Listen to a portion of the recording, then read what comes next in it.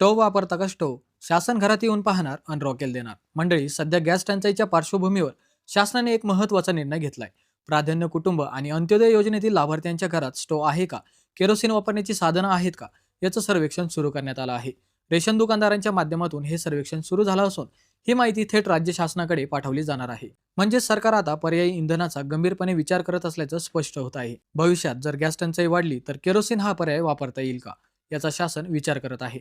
पण इथेच एक अडचण आहे, कारण सध्या बाजारात केरोसिन स्टोव्ह जवळपास गायब झाले आहेत. धूरमुक्त अभियानानंतर स्टोव्हचा वापर मोठ्या प्रमाणात कमी झाला आणि आता बहुतांश घरांमध्ये एलपीजी गॅस, इंडक्शन किंवा इलेक्ट्रिक शेगड्यांचा वापर केला जातो. म्हणूनच सरकार आता थेट नागरिकांकडून ही माहिती घेत आहे. महत्त्वाची बाब म्हणजे जर ही योजना पुढे आली तर प्रति कुटुंब सुमारे 5 लिटर केरोसिन देण्याचा विचार सुरू आहे. म्हणजेच येत्या काळात जर गॅस टंचाई वाढली तर पुन्हा एकदा केरोसिनचा वापर वाढण्याची शक्यता आहे.